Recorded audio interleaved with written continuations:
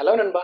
இன்னைக்கு நம்ம டாபிக் என்ன பார்க்க போறோம்னு பாத்தீங்கன்னா சார்ஜர் கனெக்டரோட பின் டீடைல்ஸ் பத்தி பார்க்க போறோம். அதாவது மைக்ரோ யூஎஸ்பி ஏ டைப்போடதையும் மைக்ரோ யூஎஸ்பி பி டைப்போட பின் டீடைல்ஸ் பத்தி நம்ம பார்க்க போறோம். ஸோ அதுல இருக்கக்கூடிய பின் டீடைல்ஸ் என்ன, ஒரு மைக்ரோ யூஎஸ்பி டைப்ல இருக்கு, யூஎஸ்பி ஏ டைப்பா இருக்கட்டும் இல்ல யூஎஸ்பி பி டைப்பா இருக்கட்டும், அதுல மொத்தம் 5 பின்ஸ் தான் நம்மளுக்கு இருக்கும். அந்த 5 பின்ஸும் என்னென்ன பின்ஸ் டெஸ்கிரிப்ஷன், அதோட வோல்டேஜ் லெவல் என்ன அப்படின்றத தெரிஞ்சுக்க போறோம்.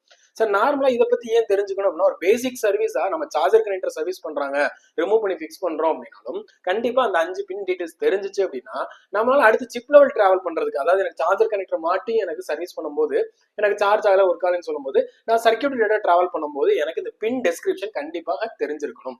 ஸோ அப்ப மொத்தம் 5 பின் இருக்குன்னா யூஎஸ்பி ஏ டைப்லையும் சரி பி டைப்லையும் சரி, இது வந்து நம்ம ஓல்டர் டைப்ஸ்ல நம்ம மொபைல்ஸ்ல யூஸ் பண்ணிட்டு இருந்தோம். இப்போ ரீசெண்டா பாத்தீங்கன்னா யூஎஸ்பி டைப் இபியும் இருக்கும்.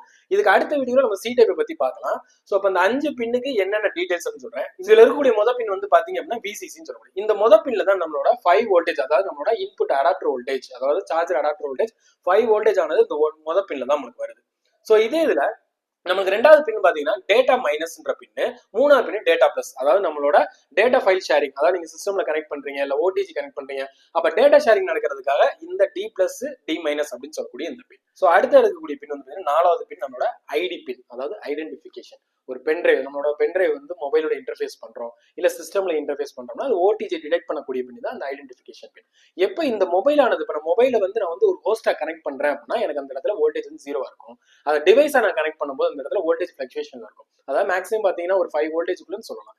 சரிங்களா? சோ அடுத்து இருக்கக்கூடிய பின் வந்து பாத்தீங்கன்னா காமனா 5th பின் வந்து கிரவுண்ட். கிரவுண்ட்ன்றது காமனா நமக்கு 0 வோல்ட் தான் எப்பயுமே. இப்போ மறுபடியும் சொல்றேன், ஸோ மொதல் பின்னானது வந்து பாத்தீங்கன்னா 5 வோல்ட் தான் நம்மளோட சார்ஜிங் இன்புட் வோல்டேஜ். சரிங்களா? ஸோ ரெண்டாவது பின் டி மைனஸ் டி பிளஸ்ன்ற பின்னு, நாலாவது பின் ஐடி பின், அஞ்சாவது பின் கிரவுண்ட் பின். காமனா மைக்ரோ யூஎஸ்பி ஏ டைப்பா இருக்கட்டும் மைக்ரோ யூஎஸ்பி பி டைப்பா இருக்கட்டும், ரெண்டுக்குரிய பின் டெஸ்கிரிப்ஷன் இதுதான். அடுத்து வரக்கூடிய வீடியோல சி டைப் கனெக்டோட பின் டெஸ்கிரிப்ஷன் பத்தி பார்க்கலாம். ஸோ இந்த வீடியோ உங்களுக்கு பிடிச்சிருந்துச்சுன்னா லைக் பண்ணுங்க, சப்ஸ்கிரைப் பண்ணுங்க, அப்படியே மறக்காம பெல் பண்ணி சேர்த்து பிரஸ் பண்ணுங்க. தேங்க்யூ ஃபார் வாட்சிங்.